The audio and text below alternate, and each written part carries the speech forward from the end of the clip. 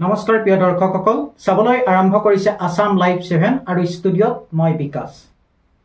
প্ৰাক্তন সাংসদ তপন কুমাৰ গগৈ কথাৰে আমি আৰম্ভ কৰিবলৈ লৈছো ৰাজনৈতিক পোছাকৰ আঁৰত থকা ব্যক্তিজন।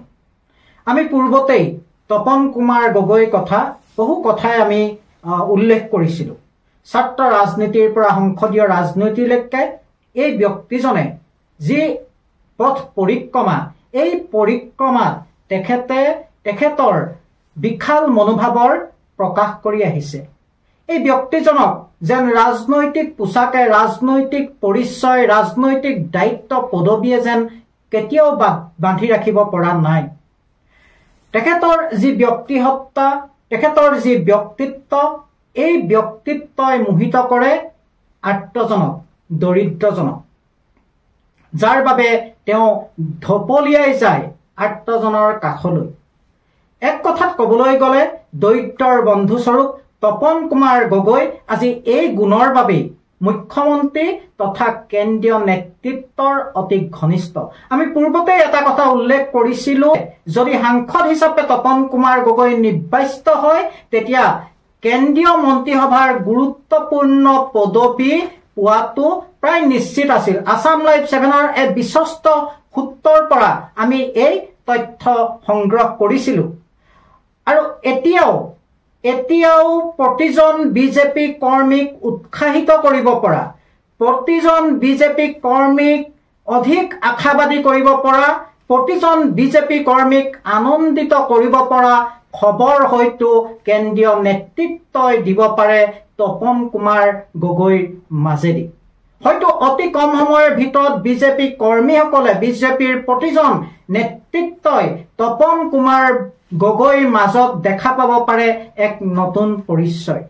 আমি এই কথাখিনি কোৱাৰ লগতে উল্লেখ কৰিব বিচাৰিছো যে আৰ্তজনৰ বন্ধু হিচাপে সদায় কৰ্মৰত, কোনো দিন কেতিয়াও পিছ নোহোকা, সদায় অগ্ৰণী মনোভাৱেৰে আগবাঢ়ি যোৱা তপন কুমাৰ গগৈ চৰাইদেউ জিলাৰ ৰজাপুখুৰী অসামৰিক চিকিৎসালয়ত কৰ্মৰত অৰুণ চেতিয়া চমুকৈ কাকুৰ অসুস্থতাৰ বাবে ৰজাপুখুৰী চিকিৎসালয়ত চিকিৎসাধীন হৈ আছিল। আৰু আজি চিকিৎসালয়ত উপস্থিত হৈ তপন কুমাৰ গগৈয়ে তেখেতৰ স্বাস্থ্যৰ বুজ লয় আৰু উন্নত চিকিৎসাৰ বাবে গুৱাহাটীলৈ প্ৰেৰণ কৰে।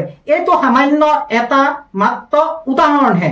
এনে বহু উদাহৰণে তপন কুমাৰ গগৈ পথ পৰিক্ৰমাত সাঙুৰ খাই আছে, য'ত যিসকল ব্যক্তিয়ে তপন কুমাৰ গগৈ এনেধৰণৰ সহযোগিতা, কায়িক কিংবা আৰ্থিক সহযোগিতাৰ বাবে পাহৰিব নোৱাৰে।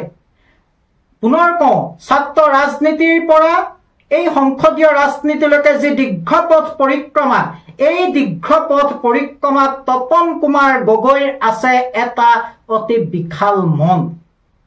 সঁচা অৰ্থত জনদায়বদ্ধতাৰে সদা অগ্ৰগামী তপন কুমাৰ গগৈক যেন বান্ধি ৰাখিব নোৱাৰে ৰাজনৈতিক পোছাকযোৰে, ৰাজনৈতিক পদবীৰে, ৰাজনৈতিক পৰিচয়েৰে, ৰাজনৈতিক দায়িত্বৰে। সঁচা অৰ্থত যেন জনতাৰ বাবে আত্ম উৎসৰ্গীকৃত এই মানুহজনে তেখেতৰ চিন্তা আৰু কৰ্মৰ জৰিয়তে এনেধৰণৰ মনোভাৱ ফুটাই তুলিবলৈ সক্ষম হৈছে। প্ৰিয় দৰ্শকসকল, ৰাজনৈতিক পোছাকৰ আঁৰৰ ব্যক্তি এই অনুষ্ঠানত আমি পুনৰবাৰ লৈ আনিম ন ব্যক্তি। আপোনালোকে চাই থাকিব এই নতুন অনুষ্ঠান। ধন্যবাদ।